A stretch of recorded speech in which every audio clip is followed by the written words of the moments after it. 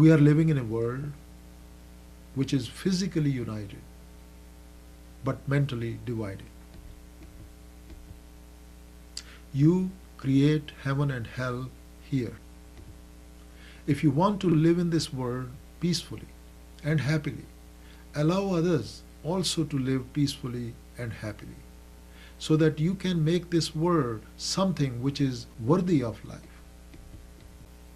Unless and until you adjust yourself to live according to these noble principles, you cannot expect happiness and peace in this world. If you act according to moral principles, you can create your own heaven right here in this world. If not, you also can see the hellfire on this earth itself. There is no need to create a heaven elsewhere to reward a virtue, or a hell to punish the wise. Now you can realize then why we should practice morality. While we are on the subject of our troubles and problems, we must not ignore the relationship between men and women. If we understand what truly the marriage between a man and a woman is about, we can have great happiness in our own homes. In a true marriage, man and a woman think more of the partnership than they do of themselves. It is an interweaving of interests and a facing of sacrifice together for the sake of both. A feeling of security and contentment comes from this mutual effort. Most of the trouble and worries occurring amongst husbands and wives, parents and children, their relatives and friends, are due to misunderstanding and impatience. The husband should not treat the wife as a servant. If there is some weakness on the part of either the husband or the wife, it should be corrected by talking in a friendly and kind atmosphere. Marriage is a blessing, but many people turn their married life into a curse due to lack of understanding, tolerance, and patience. Poverty is not the main cause of an unhappy married life. Husband and wife must learn to share the pleasures and pains of everything in their daily life.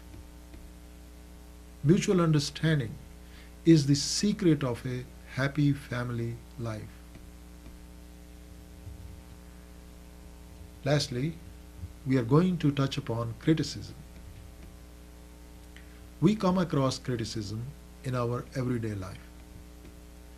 We must have the courage to welcome criticism and not to be afraid of it. The ugliness we see in others is a reflection of our own nature. A man's individual life, circumstances, and world are a reflection of his own thoughts and beliefs. How nice it is if you can attend to your own affairs without too much of interference with others' business.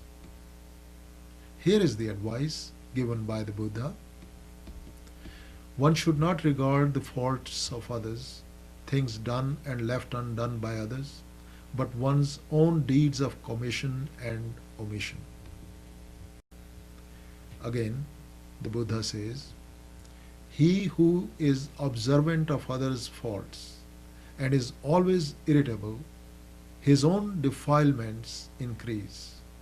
He is far from the destruction of defilements. No one can live in this world without being blamed and criticized by others. Buddha says, people blame others for their silence. They blame those who talk much and those in moderation. There is therefore no one in this world who is not blamed.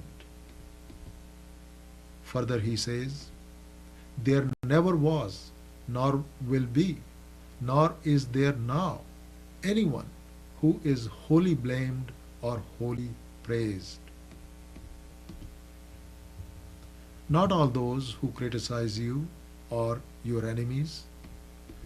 You can make use of the opportunity to find out your own weaknesses, which you yourself cannot see. You should not give up good work just because of criticism.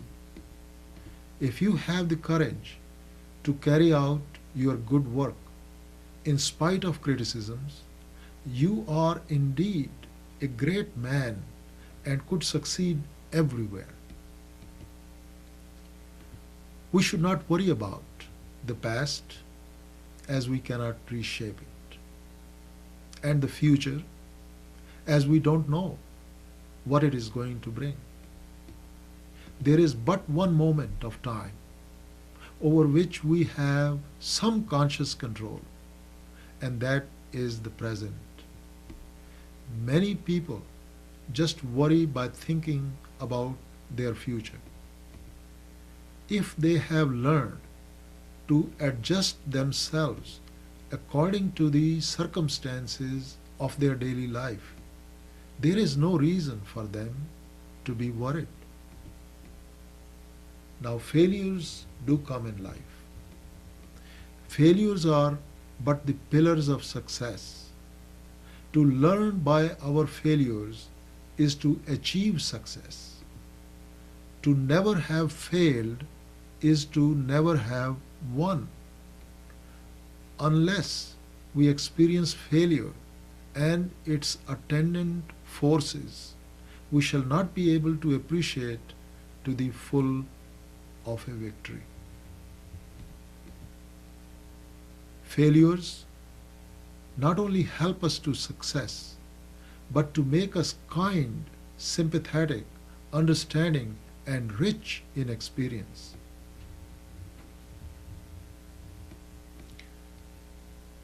We will end this discourse by saying that stay on the course of goodness, help others, train your minds with meditation, and you will have reduced or removed most of your problems in life.